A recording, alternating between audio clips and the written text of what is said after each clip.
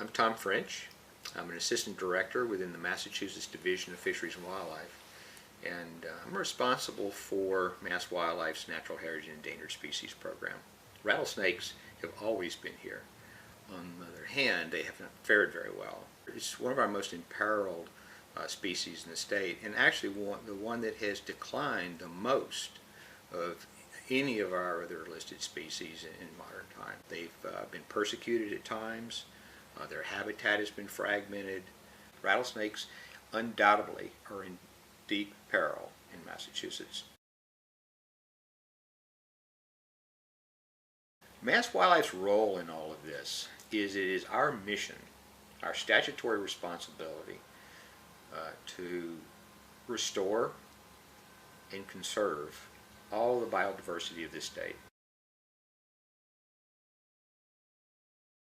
Our proposal to release rattlesnakes on an island at Quabbin has evolved out of really the necessity of having at least one place in this state that's a safety net for rattlesnakes, a place that they can be safe from people, not the other way around. People are doing just fine, but the snakes need a place that they can avoid people and the road mortality and the deliberate killing that's come from the public in the past. We have chosen the largest of the islands at Quabbin, Mount Zion, for this project. Mount Zion is comparable in size to the habitat used by some of our other rattlesnake populations in the state. So 1,300 acres and 3.5 miles long. It provides some unusual and unique habitat features that rattlesnakes require. They have to have a very deep den site in order to survive our winters. Could they leave the island? Yeah, they're perfectly good swimmers. But if a snake were to swim off the island, it would be unable to track itself back to the hibernation site. And it's too far to find another site like that, so it wouldn't make the winter. It would die over the winter. Our approach at Quabbin is going to be to take juvenile snakes that have either been born in the wild at other Massachusetts sites and then head start them. Now, head starting is simply to keep them in captivity until they get big enough that they have a reasonably high survival rate. We're going to have to first get snakes to head start, juvenile snakes, and keep them for 2 winters.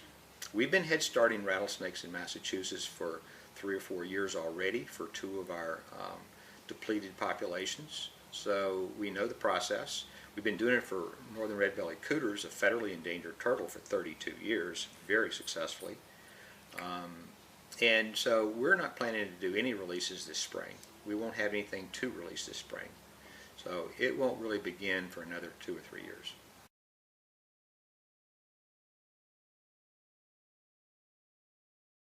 The number of 150 rattlesnakes to be released on Quabbin is a misquote of something that I said. The question was, how big is a healthy population of timber rattlesnakes? And my answer was, farther south, where rattlesnakes are doing just fine, the central Appalachians, Virginia, West Virginia, Pennsylvania, those populations may be as big as 150 animals. In Massachusetts, we probably, and it's hard to count rattlesnakes, but we probably have less than 200 in the entire state. So we won't have a source for very many juvenile snakes to head start for release. I suspect we won't be able to get more than 1 to maybe 10 in a given year to release. So we're not going to go out to Quabbin with a big bucket of rattlesnakes and dump 150 of them anywhere out there. That's just not happening. Timber rattlesnakes are a venomous species, and that's why we've been afraid of them for so long. Centuries ago that made sense because there were really no treatments. Today, with modern antivenom treatments, they're really not nearly as dangerous as they had been historically. But the reality is that hundreds of thousands of people visit our parks where we have our remaining rattlesnake populations, and they don't get bit. Their dogs don't get bit.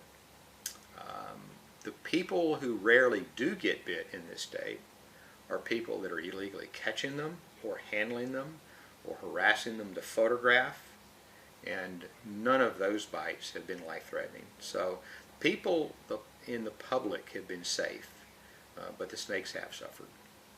We are losing snakes faster in the last 30 years than we ever have before. We don't want on our watch for rattlesnakes to disappear nearly 400 years after the Pilgrims first arrived.